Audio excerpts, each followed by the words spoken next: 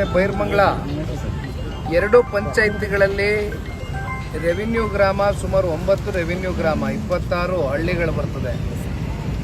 ಇಲ್ಲಿ ಏನಾಗಿದೆ, ಇವತ್ತು ಬೆಳಗ್ಗೆ ನಡೆದಿರ್ತಕ್ಕಂಥ ಒಂದು ಘಟನೆ ಸರ್ಕಾರಕ್ಕೆ ಒಂದು ಎಚ್ಚರಿಕೆ ಗಂಟೆ. ರೈತರ ಭಾವನೆಗಳ ವಿರುದ್ಧವಾಗಿ ಹೋಗ್ತಕ್ಕಂಥ ಪ್ರಯತ್ನಗಳು ಸರ್ಕಾರ ಏನು ಮಾಡ್ತಾ ಇದೆ.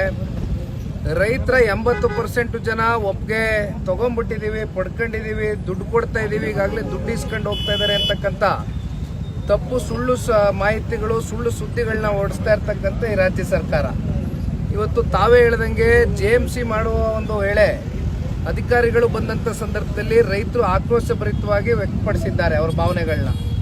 ಇದಕ್ಕೆ ಕಾರಣ ಯಾರು? ರೈತರು 90% 95% ಜನ ಇದಕ್ಕೆ ಒಪ್ಪಿಗೆ ಸೂಚಿಸಿಲ್ಲ.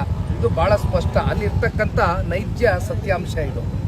ಆದರೆ ಇವೆಲ್ಲವನ್ನ ಗಾಳಿಗೆ ತೋರಿ ಅಲ್ಲಿ ರಿಯಲ್ ಎಸ್ಟೇಟು ದಂಧೆ ಮಾಡ್ತಕ್ಕಂಥದ್ದಕ್ಕೆ ಅಲ್ಲಿಂದ ಒಂದು 35-40 ಸಾವಿರ ಹಣ ಉತ್ಪಾದನೆ ಮಾಡ್ತಕ್ಕಂಥದ್ದಕ್ಕೆ ರಾಜ್ಯ ಸರ್ಕಾರ ಇರ್ಬೋದು, ರಾಜ್ಯ ಸರ್ಕಾರದಲ್ಲಿ ಇತ್ತೀಚೆಗೆ ನೂತನವಾಗಿ ಮುಖ್ಯಮಂತ್ರಿಗಳಾಗಿ ಕೂತಿರ್ತಕ್ಕಂಥವರು ನಡ್ಕೊಳ್ತಾ ಇರ್ತಕ್ಕಂಥ ಒಂದು ರೀತಿ ಏನಿದೆ, ಇದು ಅತ್ಯಂತ ಖಂಡನೀಯ.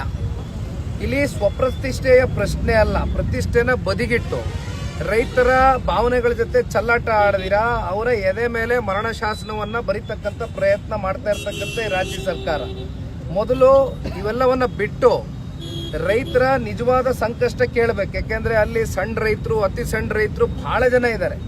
ಅಲ್ಲಿ 1 ಎಕರೆಗಿಂತ ಕಮ್ಮಿ ಜಮೀನನ್ನ ಇಟ್ಕೊಂಡಿರ್ತಕ್ಕಂಥ ಭೂಮಾಲೀಕರು ಅಲ್ಲಿ ಹೈನುಗಾರಿಕೆ ಮಾಡ್ತಾರೆ, ತೋಟಗಾರಿಕೆ ಮಾಡ್ತಾರೆ, ತೆಂಗಿದೆ, ಮಾವಿದೆ, ಅಡಿಕೆ ಇದೆ, ಲಕ್ಷಾಂತರ ಗಿಡ ಮರಗಳು ಕೂಡ ಪರಿಸರ ಹಾನಿ ಆಗ್ತಕ್ಕಂಥದ್ದು ಇದ್ರೊಳಗಡೆ ಆಗ್ತದೆ. ಇಲ್ಲಿ ಒಂದು ನಾನು ಹೇಳ್ತಕ್ಕಂಥದ್ದು, ಈಗಾಗಲೇ KDBಯಿಂದ ಅಕ್ವಿಸಿಷನ್ ಸುಮಾರು 1.5 ಲಕ್ಷ ಎಕರೆಯಷ್ಟು ಅಕ್ವಿಸಿಷನ್ ಆಗಿದೆ. ಯಾಕೆ ಇವತ್ತು ಕಲ್ಯಾಣ ಕರ್ನಾಟಕ ಭಾಗದಲ್ಲಿ ಅಕ್ವಿಸಿಷನ್ ಆಗಿರ್ತಕ್ಕಂಥ ಜಾಗದಲ್ಲಿ ಸ್ಮಾರ್ಟ್ ಸಿಟಿನೋ AI ಸಿಟಿನೋ ತಗೊಂಡ್ಬರ್ತೀವಿ ಅಂದ್ರೆ ಜನ ಬೇಡ ಅಂತಾರೆ. ಇಲ್ಲಿ ಸ್ಮಾರ್ಟ್ ಸಿಟಿ AI ಸಿಟಿ ಅಂತಕ್ಕಂಥದ್ದು ಏನು? ಅದು ಒಂದು ರೋಬೋಟಿಕ್ ಆಗಿ ನಡೀತಕ್ಕಂಥ ಭವಿಷ್ಯದ ಒಂದು ಫ್ಯೂಚರಿಸ್ಟಿಕ್ ಒಂದು AI ಸಿಟಿ. ಅಲ್ಲಿ ನೀವು ಹೆಚ್ಚಾಗಿ ಜನಗಳನ್ನ ಉಪಯೋಗ ಮಾಡ್ಕೊಳ್ತಕ್ಕಂಥದ್ದಕ್ಕೆ ಆಗೋದಿಲ್ಲ. ಅದನ್ನ ಕಲ್ಯಾಣ ಕರ್ನಾಟಕದಲ್ಲಿ ಮಾಡೋದ್ರಿಂದ ತಪ್ಪೇನಿದೆ, ತೊಂದರೆ ಏನಿದೆ? ಇಲ್ಲಿ ಒಂದು 4-6 ಜನಕ್ಕೆ ಕೆಲಸ ಕೊಡೋದ್ರಲ್ಲಿ ತಪ್ಪೇನಿದೆ? ಈಗ ಅಕ್ವಿಸಿಷನ್ ಆಗಿರ್ತಕ್ಕಂಥ ಲ್ಯಾಂಡ್ನ ಲಕ್ಷಾಂತರ ಎಕರೆ ಲ್ಯಾಂಡ್ನ ನೀವು ಬದಿಗಿಟ್ಟಿದ್ದೀರಿ. ಅಲ್ಲಿ ಪ್ರತಿನಿತ್ಯ ಇವತ್ತು ಅಲ್ಲೇನು ಒಂದು ಫಲವತ್ತಾದಂಥ ಒಂದು ಭೂಮಿ ಇದೆ, ಅದನ್ನ ಕಸ್ಕೊಳ್ತಕ್ಕಂಥ, ವಶಪಡಿಸ್ಕೊಳ್ತಕ್ಕಂಥ ಪ್ರಯತ್ನ ರಾಜ್ಯ ಸರ್ಕಾರ ಮಾಡಿದ್ರ ಹಿಂದಿನ ಉದ್ದೇಶ ಏನಾಗಿದೆ? ಇದ್ರ ಬಗ್ಗೆ ರಾಜ್ಯ ಸರ್ಕಾರ ಉತ್ತರ ಕೊಡಬೇಕಾಗಿದೆ. ಆದರೆ ಒಂದು ಹೇಳ್ತೇನೆ, ಈಗಾಗಲೇ ನಮ್ಮ ಕೋರ್ ಕಮಿಟಿ ಅಧ್ಯಕ್ಷರು ಕೃಷ್ಣಾರೆಡ್ಡಿ ಸಾಹೇಬರು ನನ್ನ ಜೊತೆ ಎಲ್ಲ ಅವತ್ತು ಹೆಜ್ಜೆ ಹಾಕಿದ್ದಾರೆ. ಇಡೀ ಜನತಾದಳ ಪಕ್ಷದ ರಾಜ್ಯಾದ್ಯಂತ ಎಲ್ಲ ಪಕ್ಷದ ಕಾರ್ಯಕರ್ತ ಬಂಧುಗಳು ಅವತ್ತು ಪಾದಯಾತ್ರೆಯಲ್ಲಿ ಬಂದಿದ್ರು. ಅದು ಮೊದಲನೇ ದಿನದ ಪಾದಯಾತ್ರೆ.